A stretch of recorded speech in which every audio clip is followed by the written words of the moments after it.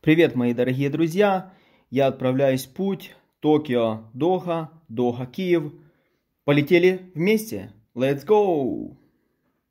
История моей поездки началась с того, что мне нужно было сдать ПЦР-тест, но его даже и не потребовали, хотя я отдал за него больше $100. Объясняя тем, что в Украине это можно решить по прилету. Мы видим турецкие, катарские авиакомпании, а так все пусто. Значит, только что прошел чек-ин, багаж взяли, очень удобно, все очень быстро проходится, никого нет, очень удобно путешествовать. Вот он, Qatar Airlines. Начинается посадка на самолет, все уже красивенько стоят, ждут своей очереди. Чувствую себя кинозвездой, которая идет по красной дорожке. Кстати, может быть в этом ихняя фишка, чтобы люди чувствовали свою ценность. И каждый клиент для них как звезда.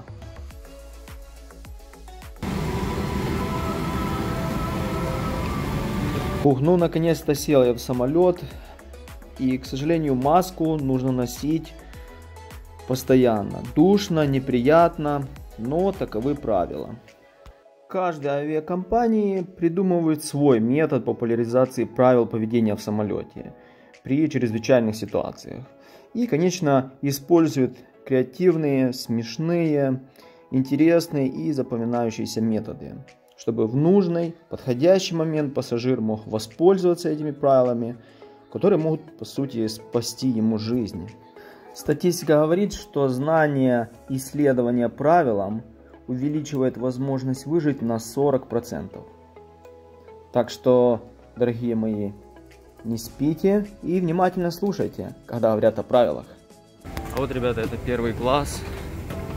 Вот такие вот каминки дизайнеры. Вот тут такое большое экранище. Хочу напомнить, что в 2022 году в Катаре, а Доха это его столица, планируется проведение чемпионата мира по футболу.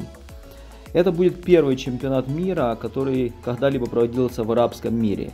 И первый в стране с мусульманским большинством. По прилету в аэропорт я занял очередь для проверки, но заметил, что меня уже до того, когда я готовился к проверке, уже просканировали вот таким вот специальным аппаратом. Катар неплохо потрудился, построив такой аэропорт. Чувства такие, знаете, он большой, огромнейший. Идешь и не перейдешь.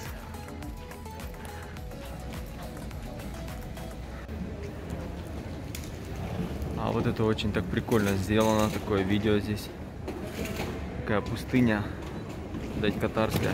Дело в том, что почти вся территория страны представляет собой пустыню, где летом температура достигает 50 градусов жары.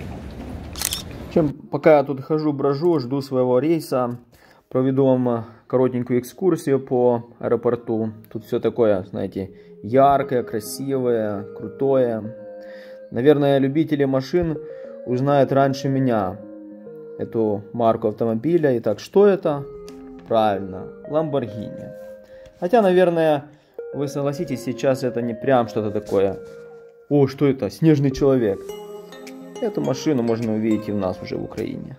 Кстати, если вдруг в ближайшем будущем вы планируете приобрести такой вот новенький спорткар, вам нужно минимум $194 тысячи.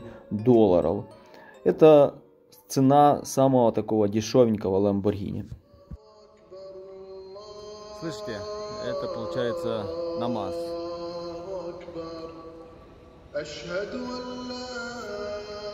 3 часа 54 минуты сейчас. Всех призывают на намаз. Коротко, намаз это по сути мусульманская молитва, совершается 5 раз в день, и я попал как раз на утреннюю. Гигантский плюшевый мишка это инсталляция без названия. Работа швейцарского художника мистера Фишера, весит 17 тонн. Директор аэропорта мистер Мохаммед называет аэропорт Дохи вратами, которые открывают доступ к искусству и культуре. Кроме этого, в аэропорту находится более 20 постоянных инсталляций. И вот некоторые из них.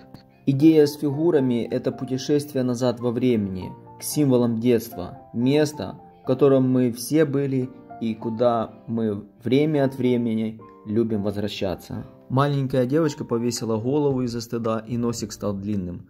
Ну прям как я в детстве. Ну здесь нужно обязательно сфоткаться.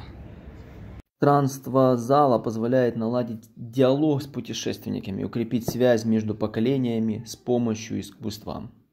Со слов одного из скульпторов.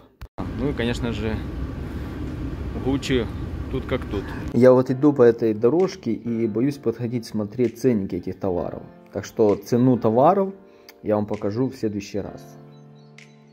Ну, какой же Ближний Восток без парфюмерии? Вот, пожалуйста, киоск с парфюмерией. Тут самые такие известные катарские бренды: Эль Джазера 49 ароматов, Эсишира 14 ароматов, Анек 5 ароматов. В общем, если вы любитель ароматов, вам точно сюда. Если сравнить аэропорт Нарита и этот аэропорт, то даже не нужно сравнивать, потому что тут ночью больше людей, чем в Нарита днем. Пассажиропоток 35 миллионов человек в год. Входит в топ-10 лучших аэропортов мира. Короче, только что узнал на ресепшене, включает ли мой билет бесплатный отель или что. Сказали, что не включает, но показали, где можно отдохнуть. Тихие комнатки. Вот сейчас иду проверить, что там. Ребята, 04:04 утра, кафешка работает. Вы можете заказать себе сок, бутерброд. Да, ребята тут, конечно, работают 24 часа. Не останавливается. Видите внизу собравшихся людей? На таких экранах показывают нужную информацию для пересадки на следующий рейс. Вот решил наконец-то поесть. Нашел Бургер Кинг, и мне принесли вот такие вот огромнейший бургер, вообще просто титан. Вот, еще куча всего. Fried chicken, onion жареные. Все это вышло чуть больше $17. Так неплохо. В тихой комнатке там оказалось слишком много людей. Места я там не нашел, поэтому просто вот нашел такой какой-то уголочек, где поменьше людей. В общем, нашел такое место, которое поближе к розетке. Говорится, самому подзарядиться, телефончик подзарядить. В общем, я давно купил вот эту вот штуку. Вот такой вот. Тут для разных разъемов переходник. Вот. И никогда не использовал переходник вот с такими вот штекерами. Сейчас использую. Наконец-то я нашел. Вот он. Работает.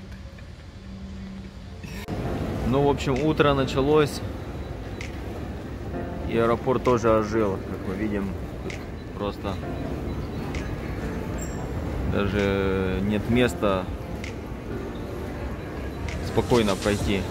Все уже забито людьми. Строительство аэропорта началось в 2005-м. В 2014 году приняли первых пассажиров. На данный момент планы увеличить прием до 50 миллионов в год. Так, делайте выводы сами. А я уже подлетаю к Киеву.